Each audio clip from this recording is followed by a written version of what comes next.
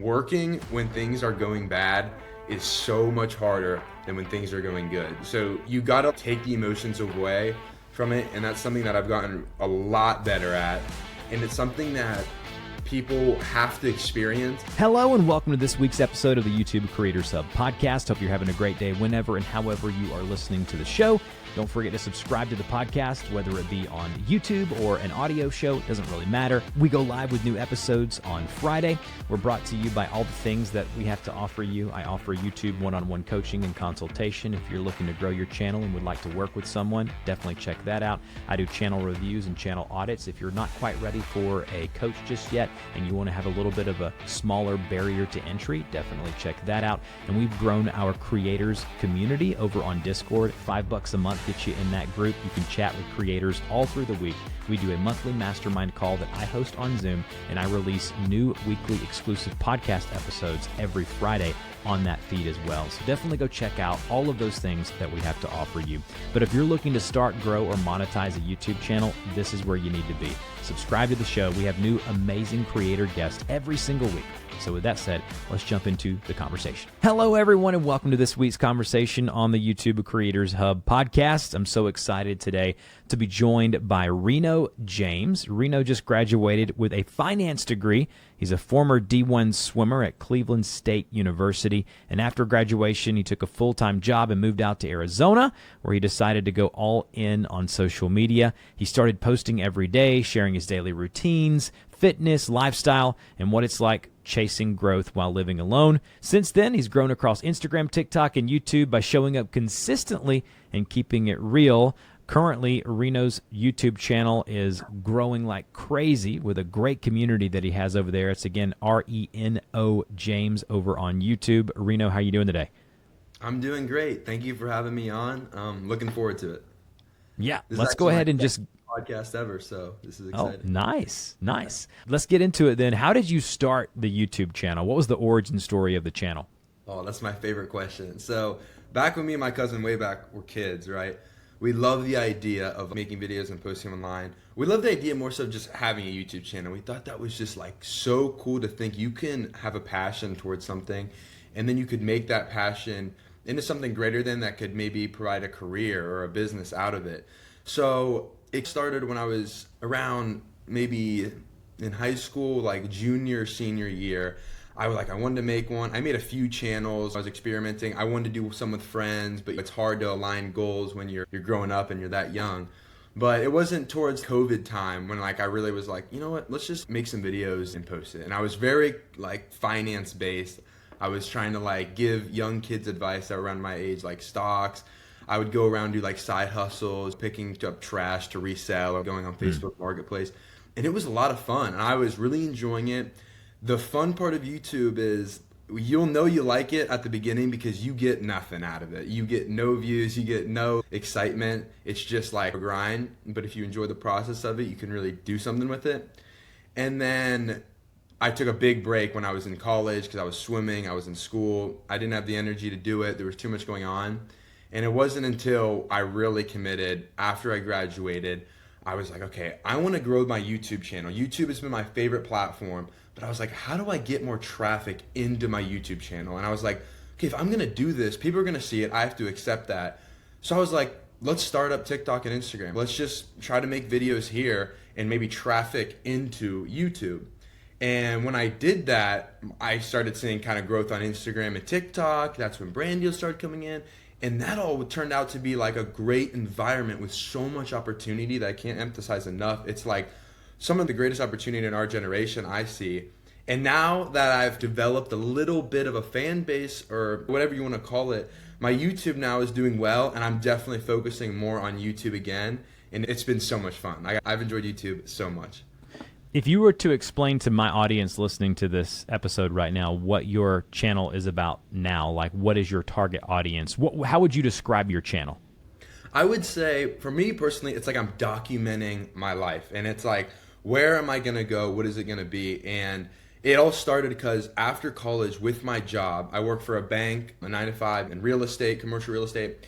I had to move out to Phoenix, Arizona. I've never even been out west before. I'm located in Ohio now, but And I grew up in Ohio my whole life, but I had to move out west to Arizona, knowing absolutely nobody, starting a new job. And I was like, that's interesting. For me, and for other people who can probably relate to it, but I was like, this is something that's like cool enough where I feel like it's respectable, where I could document it and it could be a cool journey of growth.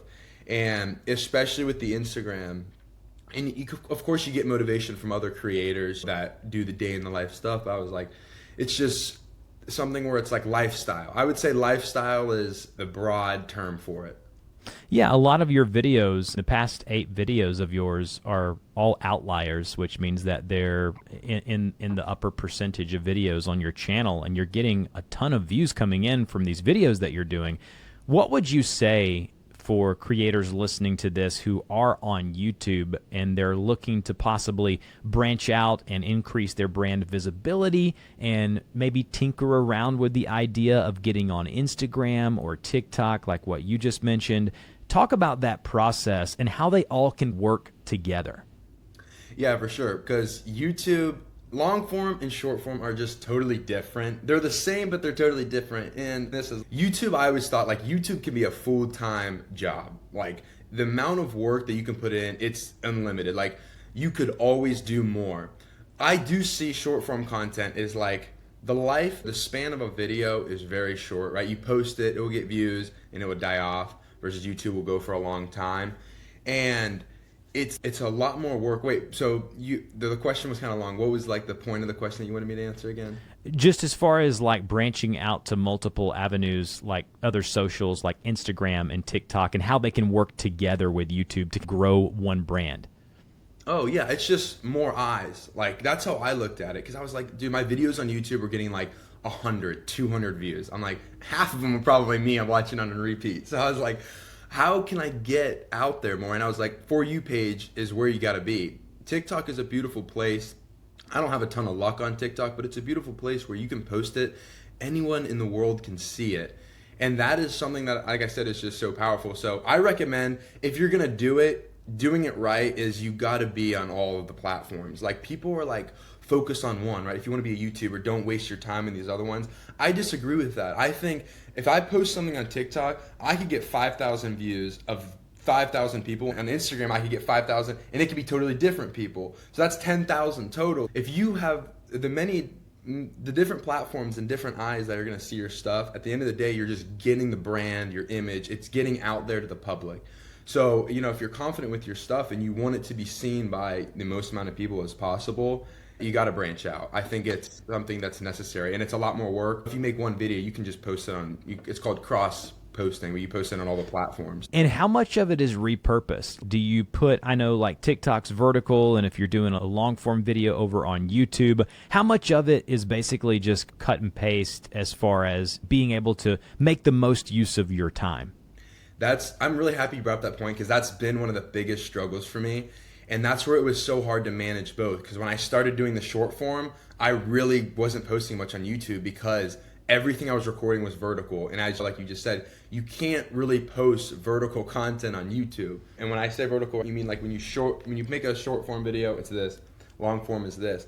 So it's really hard to balance both. And that's why like you have to dedicate. Like when I first started doing the Instagram and TikTok, I would say I really dedicated 90% of my time and energy to short form content, and I was 10% on YouTube. But once a month I'd post a video, right? And then as like I started building traction, I was like 2025 hit, and I made a goal. I was like, I want to post just once a week. If I can get a schedule of once a week and get on that consistency, that over time, over a long period of time, will eventually grow. And I want to work on getting better. It's not just posting, it's focusing on what do people like, what do people don't like, how can I make this into something better. So then it started shifting into, okay, now I'm going to do 40% of my energy and time on YouTube, try to get that one video out a week, and then the rest on Instagram and TikTok. Now, like you said, my past 8 videos have been doing great or whatever, and I've also noticed that I've probably been putting 80% of my time on YouTube. And it sucks to say, because when you shift your focus and energy into something, I also have not seen much growth on Instagram since I've made that shift. So it's definitely, you got to weigh your options and the opportunity cost of, if I'm going to take this time and put it over here, you're not going to see as much growth. And it's something that you got to balance, and you got to pick, what do you want? What do you want out of this truly, right? So yeah, that's what I'd say. I can't really reuse YouTube and Instagram and do it. If I make a YouTube video, that's one thing. If I make a short, it's one. Absolutely. No, I appreciate you answering it. You mentioned you're trying to upload once a week on YouTube as far as long-form videos go. What does your distribution or content schedule look like now for someone who is all over the place on Instagram, on TikTok, on YouTube now? Like, what are you trying to get out in a week, and on what platforms? So now, because when I was in Arizona and I say full send, it's because I didn't miss a day. Sometimes I was posting twice a day. And I was really obsessed with that. And that's hard. That would take a toll on you, really just going day in and day out of constantly posting. Now, you miss a few days. I'm okay with it. At first, it was hard to miss a day when you're on that streak of 6 months. But now I've tried to get like maybe 4 to 6 videos out a week on short form content. And like, I really want to focus more on quality rather than quantity, versus at the beginning, it was so much just get it out. Even if it was crappy, sometimes I'd be like, you know what? 5,000 people are going to see it. That's really not that much in the big grand scheme of things of what I want to see. So I was like, just post it. But now I'm trying to get higher quality. And and I actually on YouTube, 2 weeks ago, I started trying to post twice a week. And it's been hard. I actually got like an editor for this most recent one, but I figured if I can do like a talking style video and then like a vlog, I feel like I could manage both of that. But that's going to take away from Instagram and TikTok. You know how it goes.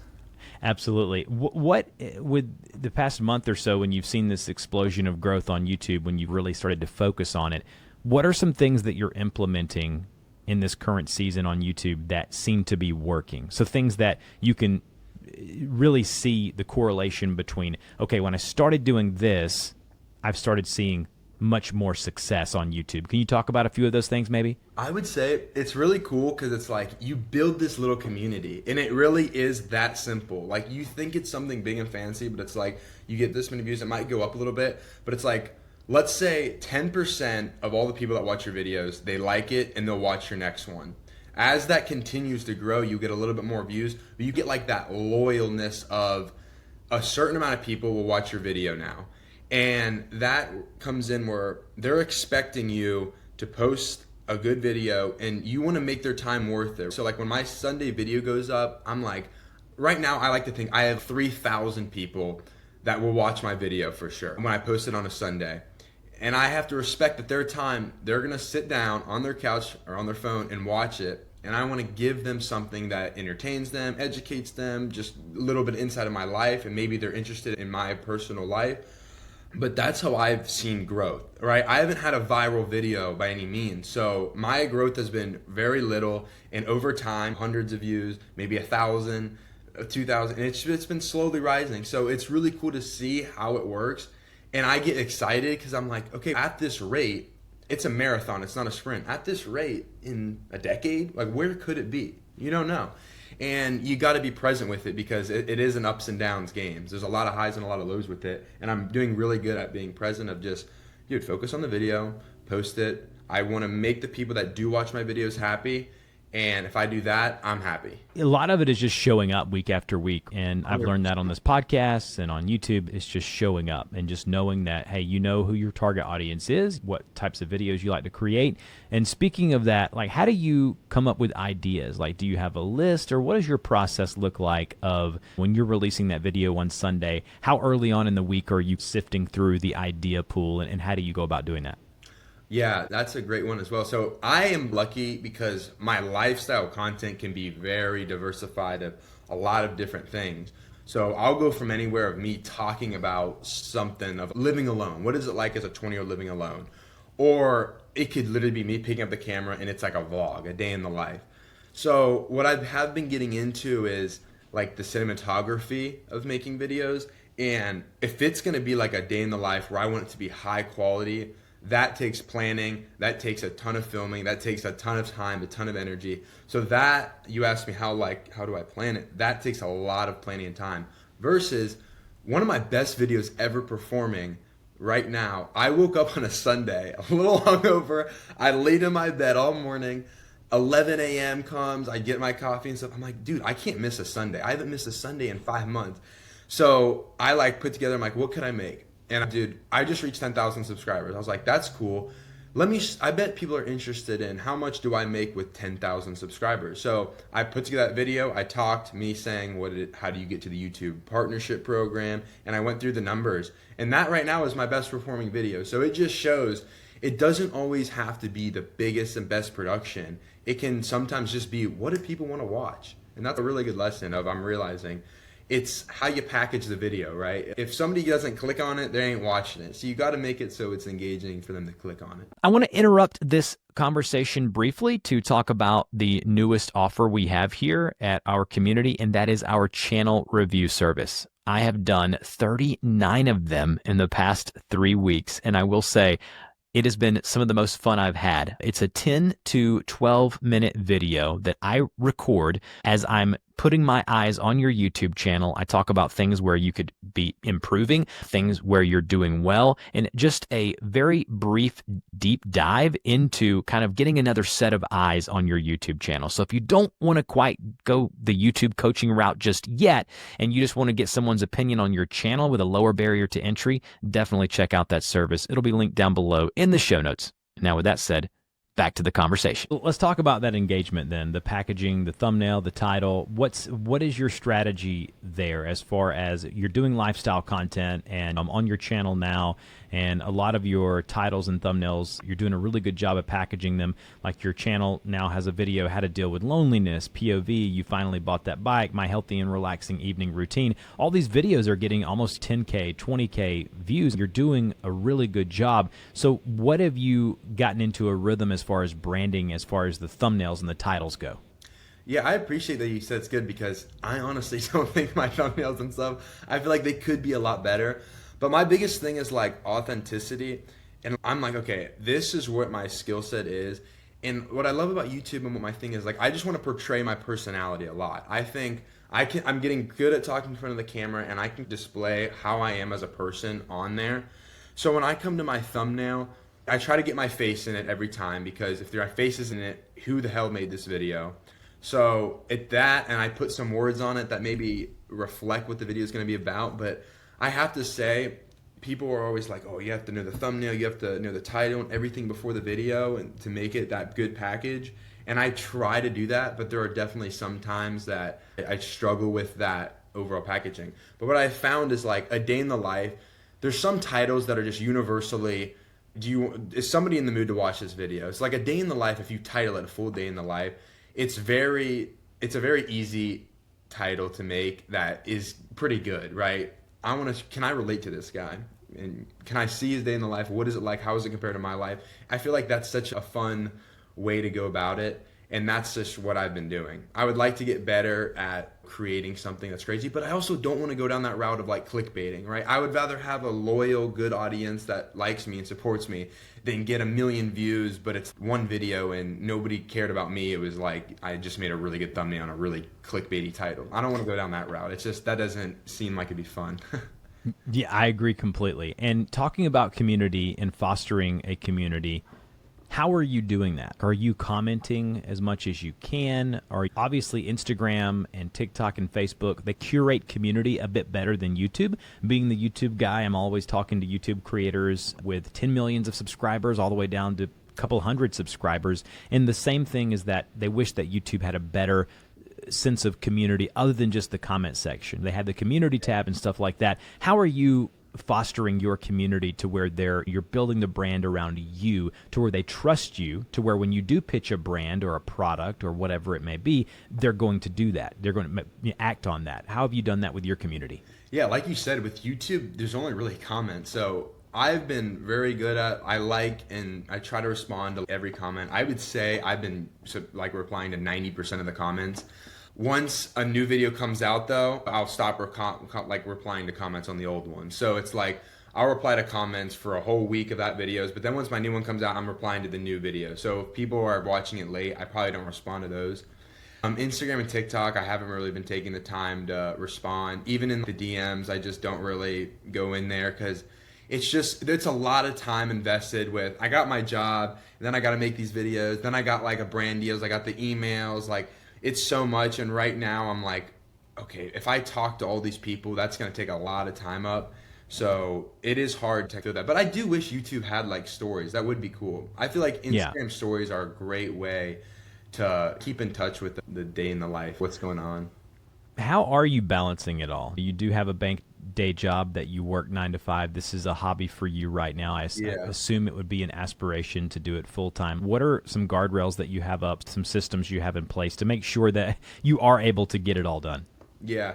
I would say there's a lot of sacrifice. Like I'm lucky where I love it, so it's really fun for me, but it's really hard because you gotta sacrifice maybe some weekends, right? There's been Saturdays where I've woken up and edited for 8 hours straight, and it's just I want to get this video out. It's what I gotta do, and I will always say it's worth it because I've seen the growth and like I'm seeing the numbers, and I'm like, dude, I'm young right now, so to put in this grind right now, I think it's gonna be worth it. And I'm like, if it gets to a point where it is just like a side thing where I can really get out a video quickly or whatever and have a team under me where I do have an editor, or I do have somebody that can respond to my emails, I think it could, eventually it would be self-sufficient, not 100%, I'll always be in it, but like it will be way more easy to manage. Right now, I do enjoy the fact that I know every part that's going on. It's really hard when you're doing it all to trust somebody else to do what you're doing. Yeah. Because they're never, ever going to do it how you're envisioning it. And that's really hard to accept. Absolutely. Let's talk about your money making on the channel. Can you walk us through the different, I call them buckets, or the different ways that you're making money from your content, and then maybe give us at the end like an estimation of maybe what you average per month as a creator? Yeah, so most of my money has been from brand deals, and that's why like Instagram was awesome, and I really started to work hard on Instagram because when I realized that, I was like, oh, this is like really cool. I can work with some of these brands are awesome too. Once you get a little bit bigger, like I think I'm allowed to say I'm working. Yeah, they post about it. I'm working with Factor. Like I'm getting sent me meals and I make a video for it, and that is so cool. I'm getting paid to get free meals and make a video for it. But I would say the brand deals have been the biggest, and it starts very small. Like when I got my first brand deal, I remember telling my parents, I was like, this is going to be huge, right? Like all this. I was like, I'm going to ask for $500. And my dad was like my parents were older. They're like, dude, what are you talking about? They responded to me. It was like a running vest that had water. They were like, we can't do that, but we can do $25. And I'll never forget seeing that email being like, dang, bro, I really look like an idiot right now. But it was like all part of the process. I was upset for a little bit, but I was like, dude, I just started this. What did I expect? If it was easy, everyone would do it. So I was like, I'll do it for practice. And it was been kind of like a slow incline. And I would say it's been an incline though. Like there might have been a few months where it dipped down, but it's been like every month has been going higher. And now I'm a part of the YouTube partnership program. I've been a part of that since I think the very end of March, and that was that video I made, the 10,000 subscribers. So I talk about how much I made in that video, and right now my videos are averaging what, like you said, 10 to 15K views, a good video I'd say, and my RPM is like $4 to $5. So really good video is going to make like over $100, but my average video is only going to make $50. YouTube on a monthly basis, I'd say, is like around $500. And then brand deals now can range from like 500 to 1,000 per brand deal. So, if you do a few of those, it gets pretty good. But it's definitely like awesome to see that side cash coming in, because it's like, I don't need it. I have my job, but it is nice knowing that, dude, I'm nice. I'm making a little side cash from this as well.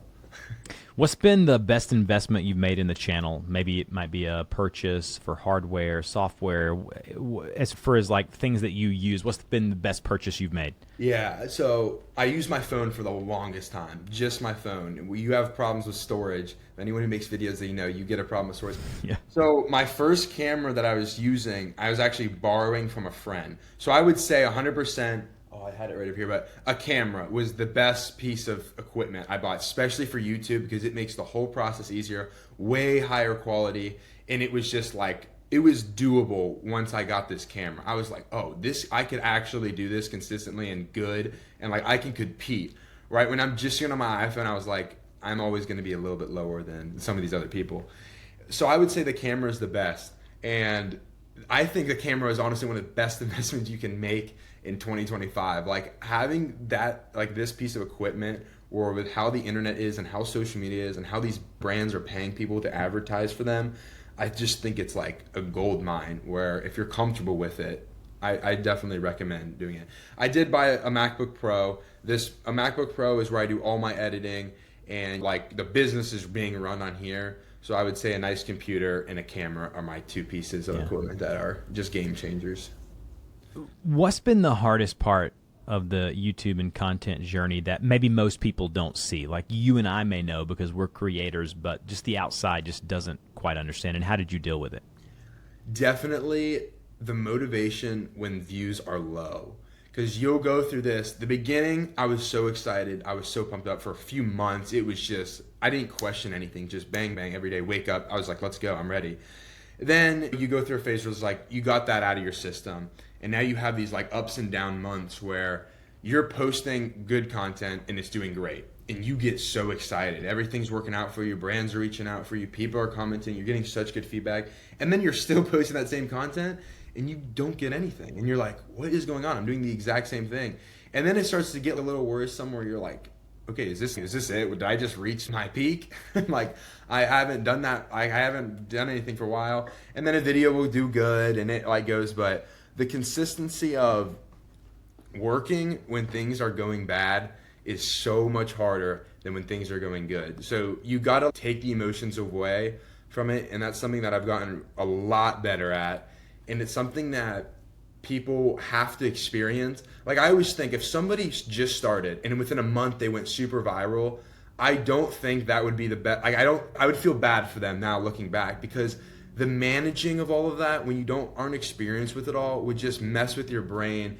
And there's going to be a point when it's not going good. And I feel like you just wouldn't understand that. You didn't have that grind of why it's like this and you didn't understand it. So I will say it was hard at the beginning to see those ups and downs, but it made it like real. And I was like, okay, now I can understand that even when things are going bad, it's okay. Enjoy the process, and in the long run, it should pay off. I've done almost 450 episodes of this podcast over the past 10, 12 years, and that is a very common answer where people say being able to stay motivated when growth stalls or views aren't coming in the way that you think they should. And oftentimes it's personal to the creator, because sometimes a creator is used to getting 50,000 views per video on average, and maybe they've gone down to say 20 or 25, where another creator would be ecstatic about that. So it really is about where you are as well as a creator. And so I think to hear you talk about that is really cool. As far as listening to this show, as far as people who listen to this show are in either one of three phases. They're starting, they're trying to grow or monetize a YouTube channel. As we close out this episode, what bit of final advice would you give them? Maybe you wish someone would have given you early on in your career as a creator. Yeah, I feel like the main things are, you're going to be doing this if you're into it, right? Pick your niche. If you're going to pick one, make sure you like it, because if you don't, if you're like, I'm going to do this and hope, that's not going to work out. It's so much and it's so time consuming and it's so long of a game where you got to like what you're doing. That's got to be the biggest thing for it. And then, wait, repeat the question again. Yeah, just the advice maybe you wish you would have gotten, something that you wish you would have known sooner. Yeah. It's really tough because I want to say a really good advice, but I was always good at this, is knowing it's a marathon, not a sprint. Like I always knew that I was like, okay, if I get in this, I'm going to do it for the long game. But I would say a lot of people might not think that way. So that would be advice I would give to them, is knowing that, dude, if you do this for 2 years, you might do great, but it's probably, once you stop, you're done. It's like, you're not going to just do this for 2 years and then have a business or something. It's going to be ongoing. Know that if you're going to start this, it's going to be something that's in your life now for however long you're going to do it for. And I feel like that's the most important thing, because success doesn't happen overnight. That would keep a lot of people from burning out and quitting, and we see very few creators really stick with it because they see the big creators and they think that's where they need to be immediately, and that's just not how this thing works. Reno, thank you so much for joining me this week on the podcast. Again, it's Reno James. I'll have his link to his YouTube channel plus his Instagram account in the show notes if you guys want to reach out and see what he has going on and maybe even be a part of his community. But we really appreciate you being a guest on the show this week. And that's a wrap on this week's episode of the YouTube Creators Hub podcast. If you are a content creator and you are starting, growing, or trying to monetize your channel, wherever you are in the timeline of a content creator, this is the show for you. Every Friday, we release new episodes with wonderful content creators, just like the one you heard today. So if that's interesting to you, subscribe to the show. It really does mean a lot. We have a YouTube channel where you can watch the show if you'd rather watch the podcast. It really doesn't matter to me, but if you're on YouTube, Spotify, Apple Music, Google Play, whatever, we would love to have you as part of our community. Don't forget to check out one of the numerous things that we have to offer creators, whether it be a YouTube one-on-one coaching with myself, Creator Communities group, which is $5, get you in there for our monthly mastermind calls, and our newest offer, which is our channel review service that has been very popular lately. Check all of those out in the show notes. And with that said, we'll talk to you guys next week.